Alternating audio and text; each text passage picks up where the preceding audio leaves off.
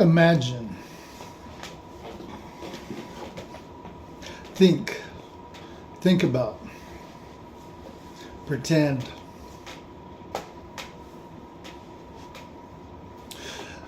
Imagine if you was in a relationship that trust was broken in a major way very early in the relationship, and it didn't get repaired, and let's just say it got swept under the carpet. It's just something in the back of your mind. Months go by, years go by, decade or two goes by, and those things never got addressed. And let's pretend like the trust that was broken was a couple of instances where they were happenings, as in events, like a one-day thing, or something that happened in just a few moments, but cut you really, really deep. And then pretend like there was some ongoing neglect.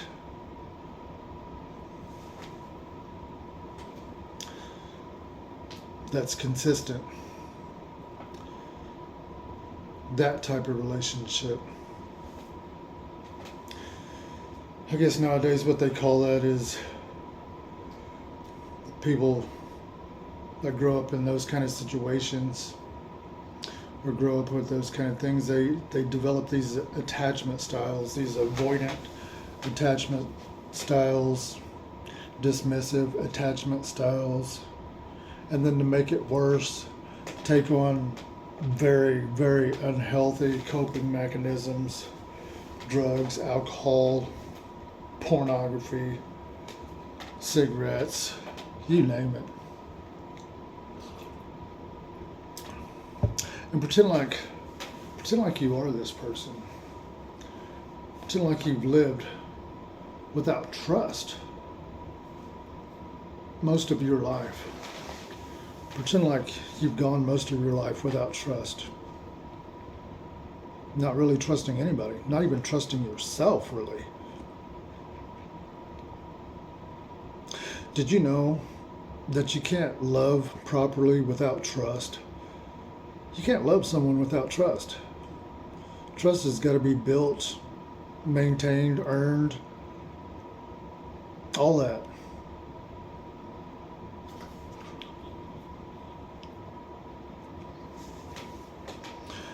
You know, this kind of thing is such a common thing in our society today. Such a common thing. It's, to me, it's a pandemic. I don't have the statistics. It's hard to say with false teeth. It is a pandemic. It really is, at least in the United States that I know of. Grown-ass men with emotional immaturities. And women too. Women too. It's not just men. There's a lot of women out there like that. And it's creating a generation. The next generation is they're having a lot of trouble. It's like trauma begets trauma. Hurting people hurts people. But anyways, let's assume you were one of these people. You went your whole life. You're 30 years old, 40 years old, 50 years old. And say you started learning about these things, and as you learn these things, it like opens up all them wounds that were swept under the carpet, and it brings alive all this hate, fear, anger, confusion, everything that's toxic. And let's say the more you learn these things and the more you study these things and the more you learn about yourself, the more you get like a revenge type attitude and just get stuck in resentment and hate. And you take on this victim mentality thinking, wow, my whole life has gone by because of that crap. And then you even dislike yourself even more for going into that blaming and fault finding. Or even worse, check this out. Not only all of that, think about the fact that the only relationships you've ever been in or been around or really seen for the most part are relationships that operate out of fault finding, blaming, guilt tripping, argumentations where there's a winner and a loser. I mean, just devoid of any actual wholesome relationship or any healthy type of love, devoid of any trust that you can pay bills together, stuff like that. That's how those kind of relationships wind up. They wind up in marriages, go years and years on end, decades and decades on end, and never find their way out of the trap, the psychological traps. Never figure the stuff out. Never figure it out. Just hit that wall, hit that wall, hit that wall. Never untangle the knots. It's sad. It really is. It's too much of that going on. It really is. Anyways, I can honestly say that these kind of things can be overcame. And no, it's not. And as much as it seems, as much as a person may think they need so and so to admit their wrongs, or admit how they've been wrong throughout the years, or admit how they've treated you throughout the years, you don't need that. You don't need that from them. Although it may feel like that, you don't need that. I mean, it would be nice to get that. And it'd also be nice to be able to give that, to be able to reconcile relationships in so many different ways. But without that, there is no reconciliation. There is no bringing it into a real relationship.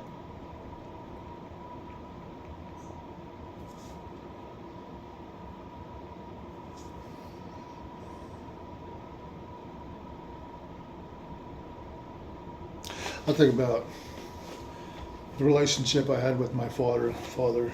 I hated him throughout the years. I mean, I literally hated him. I despised him. I was ashamed of him. But you know, the last few years of his life, about the last decade of his life, we worked on a relationship. I did. He did. He took the hits. Because they were hits. I got things off of my chest that were just devastating to him. I knew they were. Things that he really wasn't even aware of. But he took those hits for me. And we built a brotherhood. It was more than just a friendship. When that man died a few years back, well, like 6 years ago, when that man died like 6 years ago, we had become brothers. Any possibility of being father and son, there was none of that shit. We both knew it. But you know, it took a couple, 3 or 4 years for us to build that relationship up like that. And it was awesome. It was really difficult though. It was really difficult. I wish I knew what I know now. If I knew what I know now about traumas, forgiveness, reconciliation, we could have excelled so much quicker and just had such a higher quality. But we did have high quality right there at the end. Very high quality brotherhood.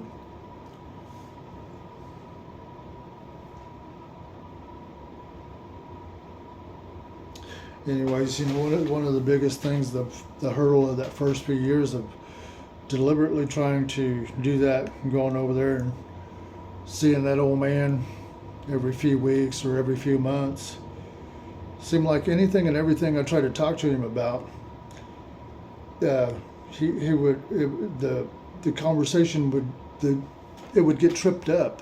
The vibes would get killed because he would have some kind of guilt or shame or whatever, and it would just kill the vibes. I mean, there wasn't that give and take flow relationship, like friends. When you got a good friend, that you can trust through and through. A brotherhood. But that's what we finally came up to eventually after a few years. And it took work. It took work. And that man actually did. He admitted certain things in certain ways. And once I realized, when he did those things, I realized I didn't need him to admit all that shit or any of that shit. The only thing I really needed was the communication, just connection. That was it. That's all we needed. Our first connections were very weak, very weak.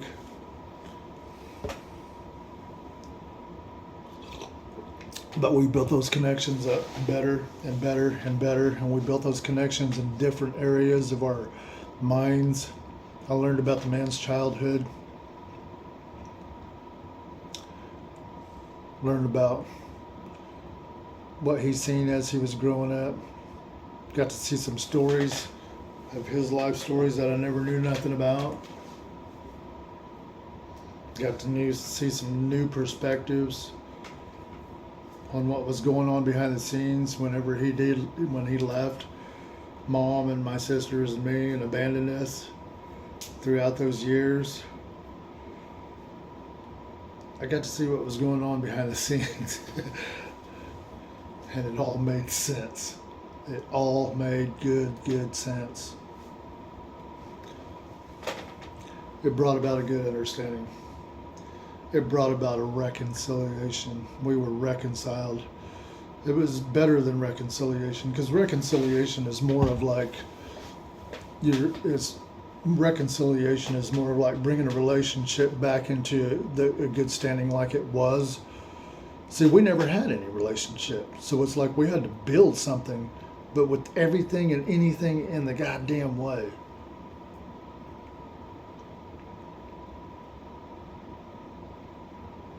We had to cut through the hate. We had to cut through the grudges.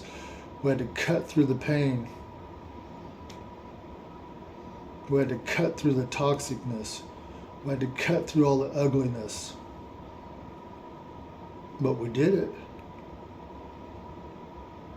And we became friends.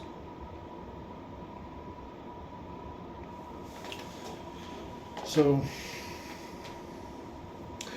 anyways, I guess what I'm trying to say is sometimes a relationship, you may think it's not worth the work. It is not worth the work whatsoever. But you know what? If you can see that the person is honestly trying and you're honestly trying, no matter how many dead-end roadblocks you hit, it's like, damn. It's like, shit, we'll try again next week. Try again next week. Try again next week. Try again next month. Try again next week. Hit an impossibility, try again next week.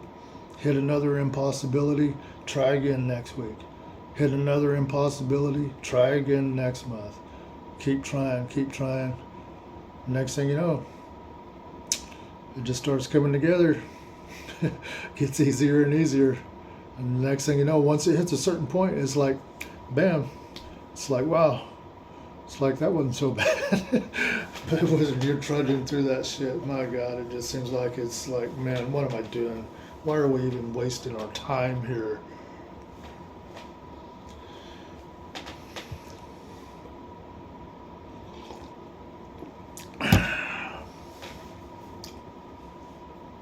Reconciliation. Forgiveness. You know, that man only had 2 regrets. Two regrets. Out of all that shit he pulled throughout his life, you'd think he would have a few hundred regrets. No. Two. I'm not going to tell you what they are, but I will tell you what kind of regrets there were. They were things that he didn't even attempt. They were things that he didn't even attempt to try to do. Those were his regrets.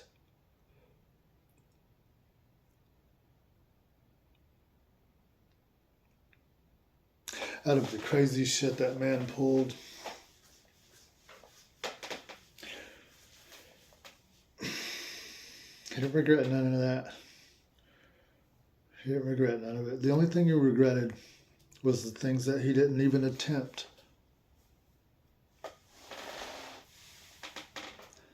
So there's an extremely valuable lesson there. Extremely, extremely valuable lesson. And coming from him with those two things that he regretted. Well, no, we can even now narrow it down to one thing, because one, he corrected it right there at the end. He started doing it. That corrected it. But he still didn't. But he still held the regret for not attempting what he should have done all those years that he didn't even try, not even once. See, the things that he tried and failed at and didn't try again anymore after that, at least he tried once. See, where the true regret is not even trying, not even once, on whatever the item may be. Could be a big ticket item, little ticket item, who knows? That's all about perception. But regret, I think that's probably the worst thing a person can have dinging around in their head when they get older.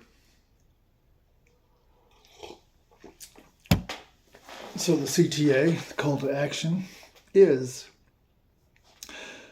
do you have anything at all right now, right here, right now, whatever age you are or wherever you're at, do you got anything that you've not attempted because you feared it or whatever, or fear of failure, or fear of the way people will look at you, or the fear of the way society would look at you, or whatever? That.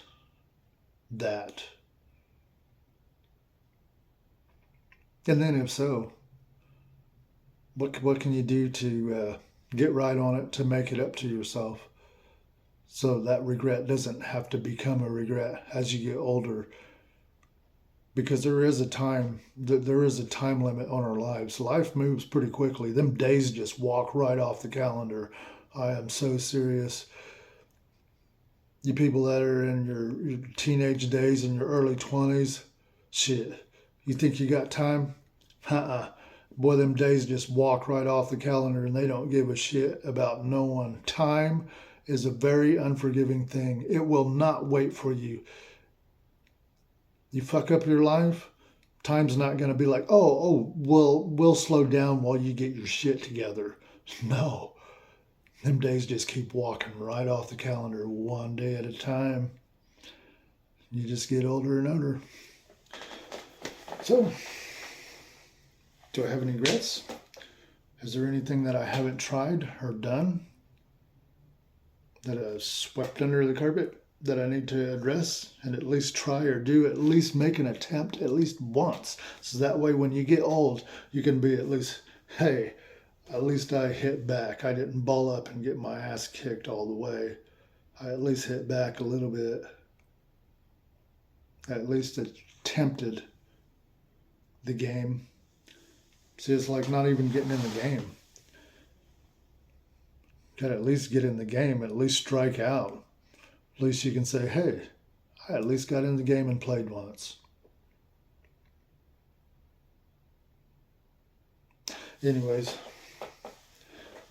no regrets.